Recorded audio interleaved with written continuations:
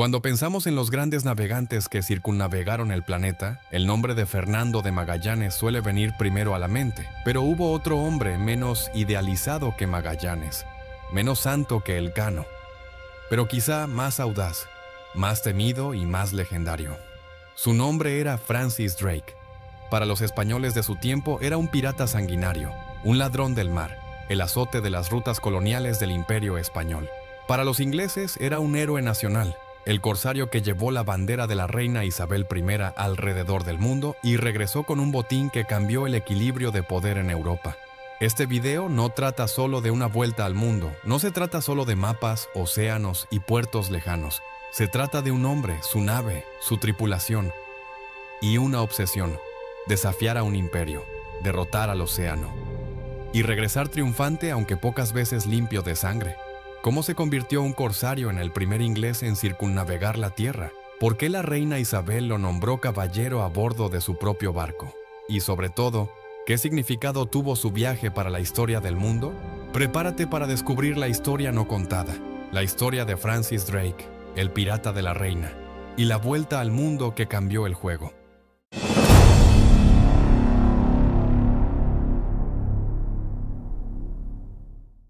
Para entender la circunnavegación del mundo de Francis Drake, primero hay que situarse en su tiempo. Estamos en el siglo XVI, un mundo donde España y Portugal monopolizaban los mares, donde las rutas desde el Nuevo Mundo hacia Europa estaban repletas de oro, plata, especias y riquezas incontables, y donde cualquier barco extranjero que interfiriera con ese flujo era visto como enemigo. Inglaterra por entonces estaba en tensión constante con España, no solo por diferencias religiosas o territoriales, era una disputa por el poder en los océanos. La reina Isabel I vio en la piratería legalizada, el privateering, una herramienta estratégica para debilitar a España sin declarar abiertamente la guerra. Y en ese contexto surgió Francis Drake, corsario, explorador y navegante habilidoso, el hombre que podía golpear al enemigo donde más duele, en su riqueza y en su orgullo. Drake no era un simple marinero. Había crecido en una Inglaterra que veía al mar no solo como frontera, sino como campo de batalla. No tenía solo sed de descubrimiento, tenía codicia, ambición y talento para la audacia. Cuando fue elegido para liderar una gran expedición en 1577, el objetivo real no era civil ni académico. No era estudiar estrellas, ni desenredar teorías filosóficas. Era atacar al poder más rico del planeta, el Imperio Español. Y hacerlo de una forma que nadie había intentado desde Magallanes. Rodear el mundo con una sola misión propia, autorizada parcialmente por la corona, pero impulsada por la promesa de riqueza, poder y leyenda. Esta no era solo una expedición de exploración, era una operación militar, económica y política disfrazada de misión científica. Una que, si tenía éxito, podría transformar el poder naval de Inglaterra para siempre. Así comenzó uno de los viajes más extraordinarios y peligrosos jamás intentados: la circunnavegación de Francis Drake. La expedición de Francis Drake comenzó no en el mar, sino en los pasillos del poder. A mediados de 1577, la reina Isabel I autorizó oficialmente un viaje de exploración al sur de las Américas, pero esa era solo la versión pública. La verdadera misión estaba envuelta en secreto: interferir con las rutas españolas en el Pacífico, saquear asentamientos y navíos, robar riquezas para financiar la corona inglesa. Sin declarar guerra abiertamente, Isabel no firmó directamente una patente pirata, pero dio su bendición informal e incluso invirtió parte de su propio oro en el viaje. Porque en un mundo dominado por España, el saqueo no era crimen, era estrategia de Estado. Drake reunió una flota de 5 barcos: Pelican, que luego se llamaría Golden Hind, Elizabeth, Marigold, Swan y un pequeño navío de provisiones. Eran naves reforzadas, rápidas y armadas hasta los dientes. La tripulación, más de 160 hombres, marineros, soldados, artilleros, carpinteros, médicos. Y sí, también espías e intérpretes, porque este no era solo un viaje, era una operación militar encubierta con bandera inglesa. Drake sabía que sería peligroso, pero también sabía que el que regresara, regresaría rico, muy rico. Por eso los preparativos fueron tan rigurosos como discretos. Solo unos pocos sabían que el verdadero plan era atravesar el estrecho de Magallanes y entrar al Pacífico, zona que los españoles consideraban suya. Era una traición planificada, una declaración silenciosa de guerra, y Drake estaba listo para todo, menos para lo que vendría después. El 13 de diciembre de 1577, la flota zarpó de Plymouth, Inglaterra. El invierno era crudo, el mar estaba embravecido. Y el destino final seguía siendo un secreto para muchos de los propios tripulantes. ¿Dónde vamos? Nadie lo sabía con certeza, excepto Drake y unos pocos oficiales de confianza.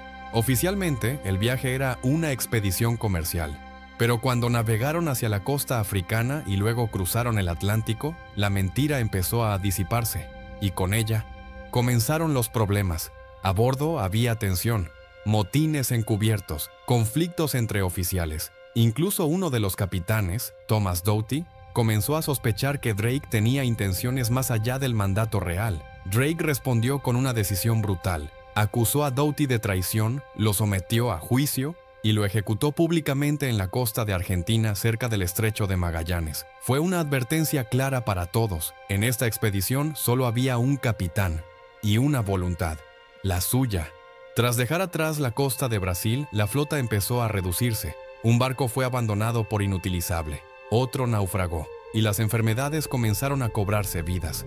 Para cuando llegaron al estrecho de Magallanes, solo quedaban 3 barcos, y el Pacífico aún no había mostrado su furia, pero Drake seguía adelante, porque para él, el retroceso no era opción, y al otro lado del estrecho, lo esperaba el mayor golpe de su carrera.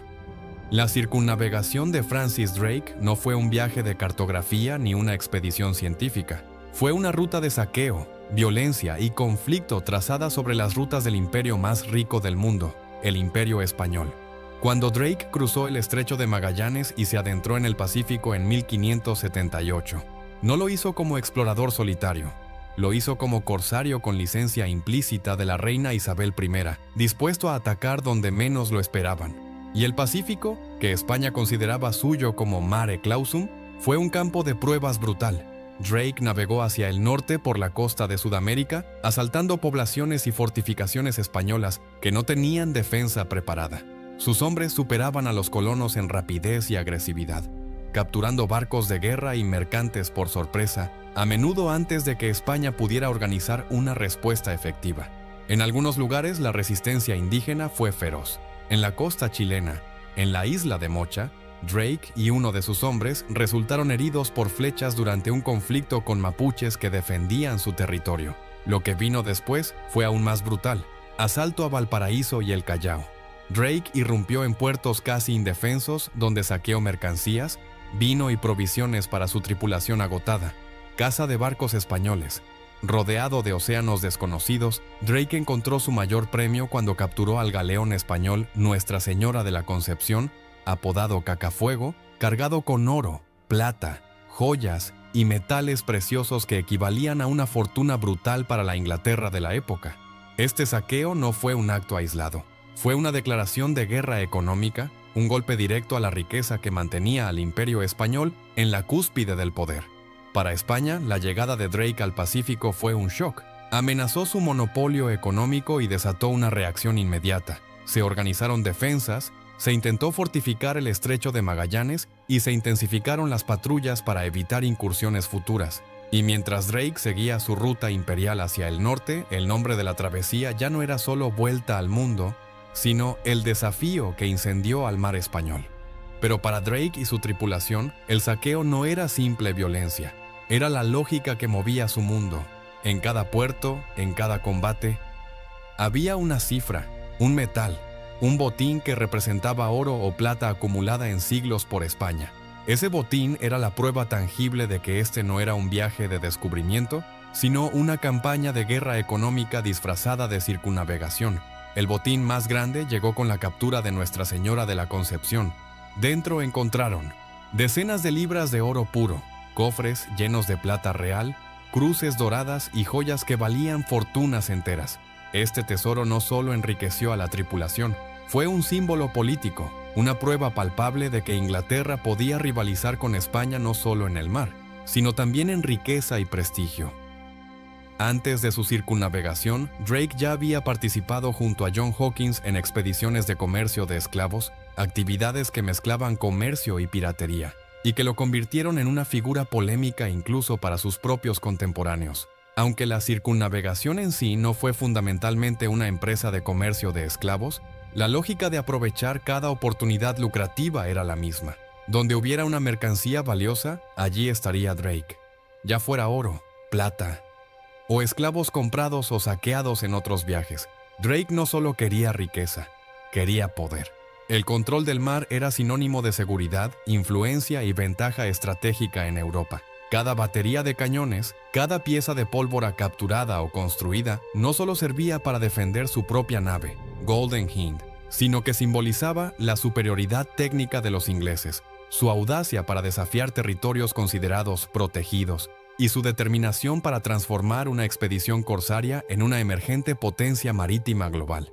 Cuando Drake regresó a Plymouth en 1580, lo hizo con un solo barco intacto, el Golden Hind, pero repleto de tesoros y certificados de gloria que superaban con creces las expectativas más ambiciosas. Y 7 meses después, la reina Isabel I lo nombró caballero a bordo de su propia nave, un gesto que no solo honraba a Drake, sino que enviaba un mensaje claro a España y al mundo. Inglaterra había llegado como potencia naval y económica. Francis Drake no navegó al Pacífico por casualidad. Su circunnavegación fue algo planeado en la sombra de la política europea. Oficialmente, la reina Isabel I de Inglaterra autorizó un viaje de exploración, pero en realidad sabía perfectamente lo que estaba permitiendo. Su patrocinio tenía un tinte diplomático y otro muy claro de guerra económica. Isabel I estaba en constante tensión con España, por religión, por poder y sobre todo por el control de las rutas marítimas más lucrativas del planeta. España había monopolizado el Pacífico, el tesoro más rico de la época, y Drake iba directo a golpear ese corazón.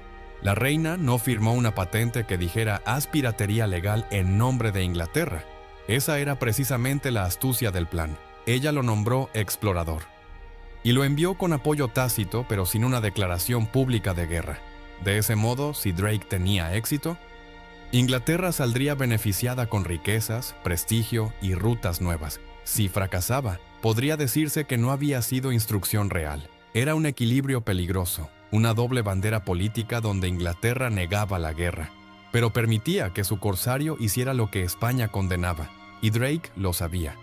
Porque cuando regresó, cargado de tesoros y fama, Isabel I lo nombró caballero a bordo de su propia nave, el Golden Hind, un gesto que fue tanto honroso como provocador directo a España. Ese nombramiento no solo lo elevó en rango social, enviaba un mensaje claro al mundo. Inglaterra ya no era potencia menor en los mares, había entrado en la competencia global por riqueza, poder y dominio naval. Y aunque Isabel nunca declaró abiertamente que Drake era su pirata oficial, sus acciones lo dijeron por ella. Atravesar el Estrecho de Magallanes fue uno de los momentos más críticos del viaje de Drake. Este canal natural que separa la punta de Sudamérica del archipiélago de Tierra del Fuego era ya famoso por su dificultad y peligro desde que lo había navegado Magallanes más de medio siglo antes. Para cualquier capitán del siglo XVI, este tramo representaba una prueba de coraje y suerte. Mareas traicioneras, vientos impredecibles, corrientes fuertes y estrechos angostos que exigían máxima pericia náutica. Los registros del viaje recuerdan que Drake y su tripulación cruzaron este paso en 1578, con tormentas severas y un mar lleno de furia. La navegación no fue tranquila. Las olas, empujadas por vientos gélidos, golpeaban las velas y los cascos de los barcos. La niebla espesa envolvía las cubiertas, y cada centímetro de avance parecía conquistado a fuerza de voluntad. El resultado fue devastador para la flota. De los 5 barcos con los que partieron, varios se perdieron en el proceso. Uno fue destruido por tormentas, otro se separó del grupo y regresó a Inglaterra por sus propios medios, dejando a Drake prácticamente solo con el Golden Hind en el Pacífico. Para cualquier marino de la época, el temor al estrecho era tan real como el miedo a perder la vida, porque el control del paso podía significar la diferencia entre continuar el viaje o quedar atrapado para siempre en un laberinto de canales y fiordos hostiles. El propio nombre del paso de conexión entre océanos, el pasaje de Drake, Llegó a usarse siglos después en honor a la dificultad extrema de cruzar esas aguas tumultuosas, marcadas por corrientes violentas y clima implacable. Y mientras Drake luchaba con mareas y tempestades, cada golpe de mar era también un golpe a su ambición. Habían pasado de un ataque sorpresa a una verdadera prueba de resistencia humana. Porque ese estrecho no era solo una transición geográfica, era un umbral entre la supervivencia y la tragedia. Cuando Francis Drake finalmente emergió del estrecho de Magallanes y puso proa al Océano Pacífico, lo hizo transformado. Ya no era solo un corsario rudo. Era una tormenta sobre las costas españolas. España consideraba el Pacífico su dominio exclusivo. Habían pasado generaciones sin que un barco inglés se atreviera a entrar allí, y menos aún con armas y ánimos de saqueo. Pero Drake no solo lo había logrado. Comenzó una ofensiva directa contra asentamientos y puertos que nunca habían sentido una agresión así.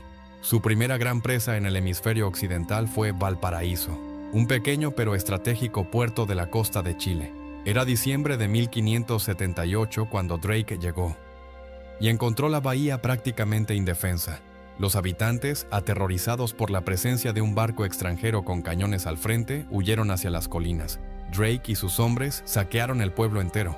Tomaron plata, arte valioso, utensilios, e incluso saquearon la iglesia local, robando vasos sagrados y objetos ceremoniales como parte de su botín. Pero Valparaíso fue solo el principio.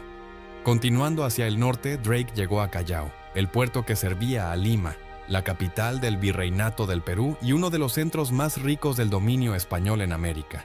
Allí, en febrero de 1579, Drake capturó el puerto con relativa facilidad y ordenó saqueos sobre las embarcaciones fondeadas y sobre los bienes coloniales. Los españoles quedaron estupefactos al ver que un solo barco inglés, con su pequeña tripulación, podía irrumpir así en su corazón económico.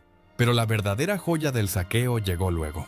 A partir de información extraída de prisioneros y barcos capturados, Drake se enteró de que un galeón de tesoro llamado Nuestra Señora de la Concepción, cargado con plata y metales preciosos rumbo a Panamá y luego a Asia, había salido recientemente de Callao.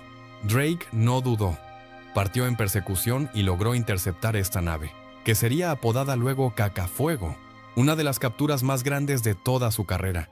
El tesoro que obtuvo de este galeón incluyó plata, oro y joyas por un valor incalculable para la Inglaterra de la época, y se convirtió en símbolo de la victoria naval soberana sobre España. Tras este golpe maestro, Drake continuó su campaña de asaltos menores a lo largo de la costa, capturando barcos más pequeños, acumulando provisiones esenciales y obligando a los virreyes españoles a reorganizar sus defensas, lo que para Drake era riqueza y gloria. Para España fue una pesadilla que reveló la vulnerabilidad de un territorio que creían inexpugnable, y mientras Golden Hind navegaba con carga de plata, vino y riquezas, su fama crecía en cada fondeadero donde recalaba. Después del frenesí de saqueos, Drake no detuvo su viaje. Su circunnavegación lo llevó aún más lejos, más allá de la costa pacífica de Sudamérica, hasta la costa occidental de América del Norte. Mientras avanzaba al norte, buscando un posible paso hacia el Atlántico por el norte, algo que nunca encontró, Drake llegó a lo que hoy sería la costa de California. Allí tuvo lugar uno de los actos más audaces y menos conocidos de su travesía. Reclamó terreno para Inglaterra en nombre de la reina Isabel I. Bautizó esa zona como Nueva Albión, una tierra, según él, perteneciente ahora a Inglaterra. El nombre hace referencia a Albion, una antigua denominación poética de Inglaterra. Era una jugada política audaz. En un mundo donde el dominio europeo sobre tierras distantes estaba regido por tratados religiosos y acuerdos políticos, como el de Tordesillas, Drake rechazó esas reglas y reclamó territorio a su manera. Pero este reclamo no tuvo un asentamiento inmediato ni un mandato abierto de colonización. Fue más una declaración simbólica, un marcador del rápido avance de Inglaterra hacia la expansión global, que una ocupación real.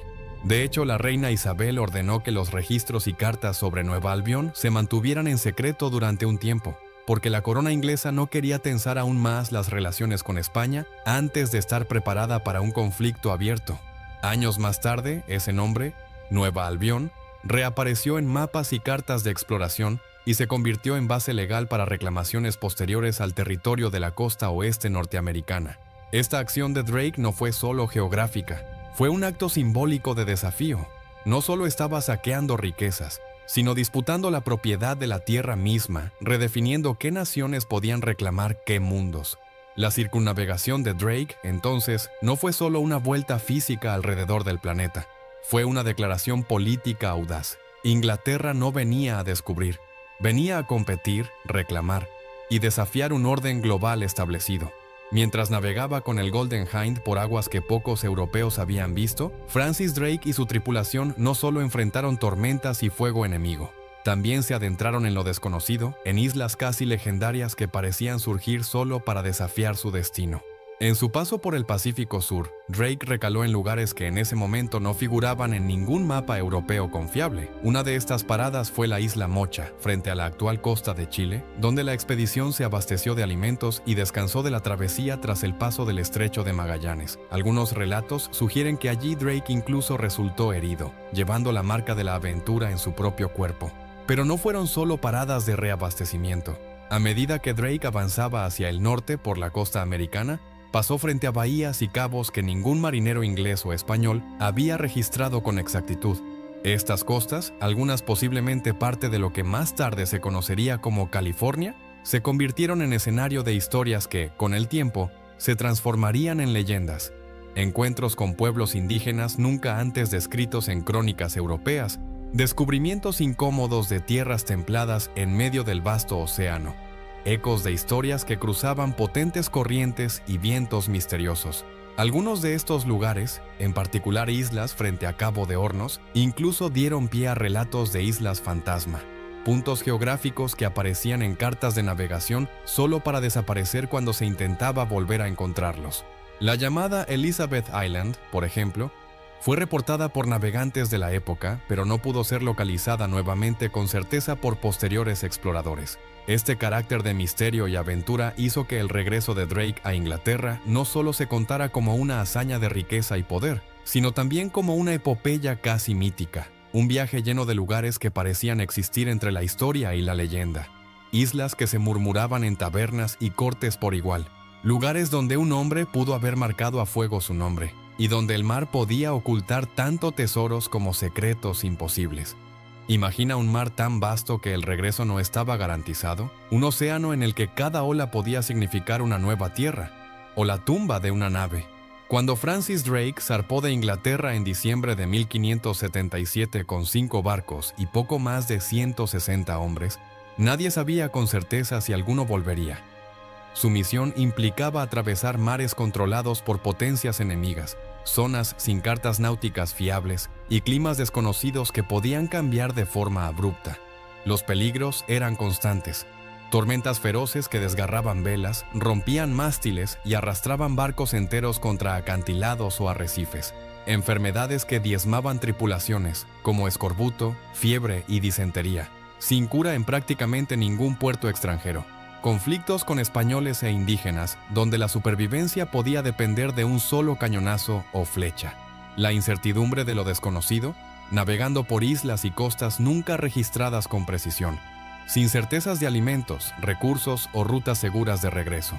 Durante largos meses, Drake y sus hombres enfrentaron este cóctel mortal de riesgo y resistencia.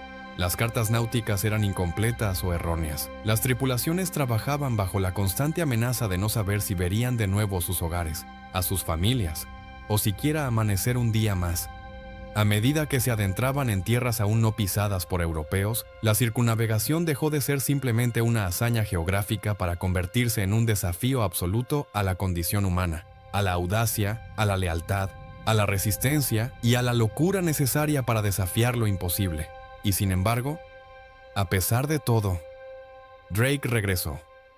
Con un solo barco intacto, con riquezas inimaginables y con historias que nadie creía enteramente. Una vuelta al mundo que comenzó como plan militar, terminó como leyenda humana. Una odisea en la que cada milla navegada era un acto de fe y cada amanecer un milagre. El Golden Hind regresó a Inglaterra el 26 de septiembre de 1580, casi 3 años después de su partida. De los 5 barcos que salieron, solo uno volvió. De los más de 160 hombres, apenas sobrevivieron 60, pero lo que traía a bordo compensaba cada pérdida a los ojos de la corona. Toneladas de oro, plata, perlas, sedas y especias. Informes detallados de costas, islas, vientos y rutas secretas, y un nuevo mapa del poder marítimo que alteraría el equilibrio mundial. Francis Drake fue recibido como un héroe nacional. La reina Isabel I, que en secreto lo había apoyado, pero en público fingía inocencia ante España, fue a bordo del Golden Hind en persona, y ahí, encubierta, lo nombró caballero. Sir Francis Drake, el primer inglés en circunnavegar el globo. Pero su gloria no venía sin sombras. Muchos de los actos cometidos durante el viaje, en particular los saqueos, ejecuciones, esclavitud y abusos, eran difíciles de justificar. La reina y su corte lo silenciaron. Se prohibió la publicación del diario de navegación, y lo que quedó fue la leyenda. Drake era alabado en Inglaterra, pero en España era considerado un demonio, un pirata con licencia real, el dragón, el Drake, un enemigo jurado de Felipe II. Y no solo dejó enemigos, dejó dudas, islas que nadie más pudo encontrar, relatos imposibles de confirmar, y un pasado que, aunque glorioso, también sangraba. Drake volvió con gloria, pero también con fantasmas. Francis Drake murió en 1596 frente a las costas de Panamá. Ni siquiera en la muerte tocó tierra. Fue sepultado en el mar, dentro de un ataúd de plomo. Y hasta hoy nadie ha encontrado sus restos. Quizás sea justo, porque Drake no fue un hombre de tierra firme. Fue un hombre de corrientes, cañones, mapas y secretos. Un explorador, sí, un héroe para algunos, un villano para muchos.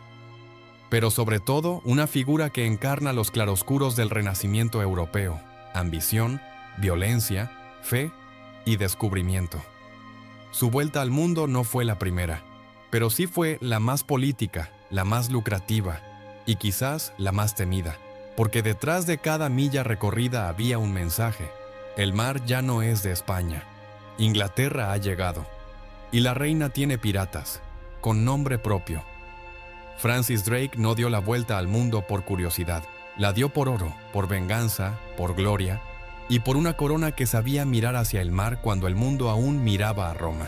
Su historia no es solo de mapas y rutas, es de traiciones, saqueos, alianzas, tormentas, hambre, pólvora y silencio. Porque incluso hoy, el Golden Hind sigue navegando en los relatos no contados, en las cartas escondidas, en los testimonios que no llegaron a la imprenta. Quizás por eso, cada vez que miramos el mar, no vemos solo olas, vemos lo que el mar esconde: vidas, conquistas, ruinas. Si te gustó este viaje por los rincones oscuros de la historia, suscríbete al canal, activa la campana y acompáñanos en el próximo capítulo donde desenterramos el pasado, para entender el presente.